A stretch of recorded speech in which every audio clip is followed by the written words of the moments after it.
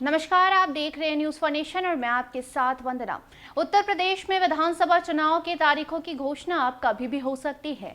ऐसे में अगर बात चुनाव की आती है तो हर एक वर्गों का खास ध्यान रखा जाता है और इसी कड़ी में एक तरफ जहां अखिलेश यादव ब्राह्मण कार्ड खेलकर आने वाले चुनाव की तैयारी कर रहे हैं, तो उसी कड़ी में अब योगी और मोदी भी पीछे नहीं है। जी हाँ, बीजेपी सरकार अभी फिलहाल यूपी में है और एक बार फिर से अपनी कुर्सी बचाने के चक्कर में लग चुके हैं बीजेपी के मंत्री। और इसी कड़ी में अब नाराज ब्राह्मणों को लेकर भी एक मास्टर प्लान तैयार किया गया है, जिसके तहत सभी नाराज ब्राह्मणों को मनाया जाएगा और आने वाले चुनाव को लेकर उनके वोट बैंक को अपनी ओर आकर्षित किया जाएगा। तो आइए हम आपको बताते हैं कि क्या कुछ प्लान तैयार किया है बीजेपी ने और किस तरीके से नाराज ब्राह्मण को वो मनाने वाले हैं। उत्तर प्रदेश में फिर एक बार योगी सरकार के सपने को साकार करने के लिए भारतीय जनता पार्टी कोई कसर नहीं छोड़ना चाहती है।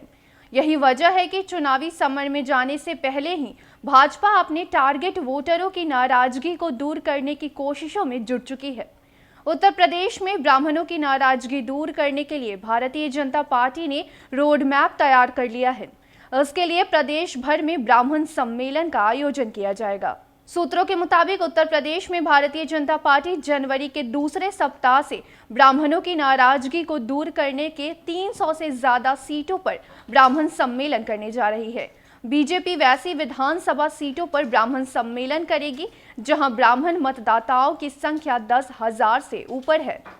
पिछले सप्ताह यूपी बीजेपी की बड़े ब्राह्मण नेताओं की बीजेपी अध्यक्ष जेपी नड्डा और चुनाव प्रभारी धर्मेंद्र प्रधान के साथ बैठक हुई थी।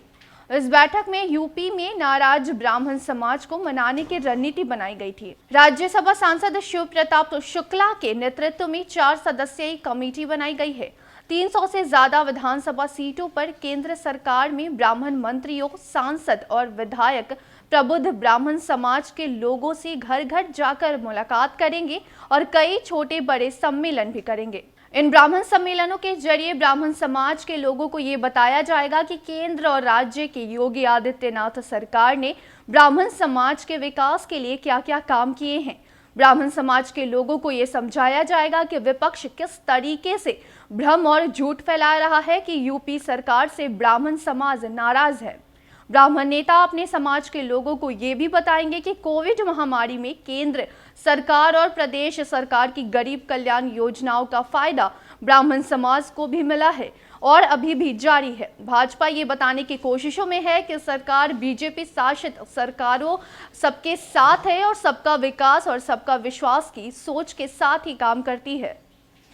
पिछले विधानसभा चुनाव यानी 2017 में उत्तर प्रदेश के 312 बीजेपी विधायकों में से 58 ब्राह्मण उम्मीदवार जीतकर विधानसभा पहुंचे थे। योगी सरकार में जिन 56 चेहरों को मंत्री पद दिया गया था, उनमें श्रीकांत शर्मा, ब्रजेश पाठक, दिनेश शर्मा और जितिन प्रसाद समेत 9 ब्राह्मण मंत्री बनाए गए। यूपी के करीब 60 विधानसभा सीटों पर ब्राह्मण निर्णायक भूमिका में हैं। ऐसे में सभी राजनीतिक पार्टियां ब्राह्मण मतदाताओं को नजरअंदाज नहीं कर पाती हैं।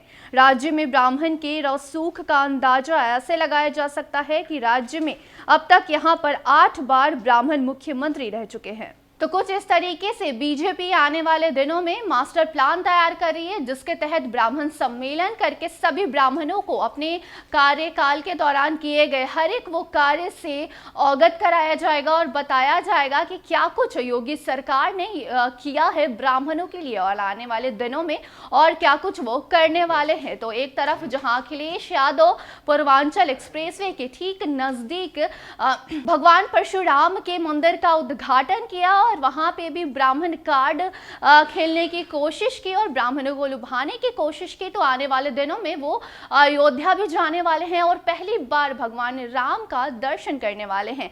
तो वहीं दूसरी ओर बीजेपी भी इसमें पीछे नहीं है। जी हाँ, बीजेपी भी ब्राह्मण सम्मेलन करके ब्राह्मणों को आने वाले कार्य जो वो करने वाली है उससे अवगत कराएगी और इन 5 सालों में क्या कुछ किया है ब्राह्मणों के लिए, इससे भी उन सभी को रूबरू करवाएगी। तो फिलहाल के लिए इतना ही। देखते रहे न्यूज फॉर नेशन। धन्यवाद।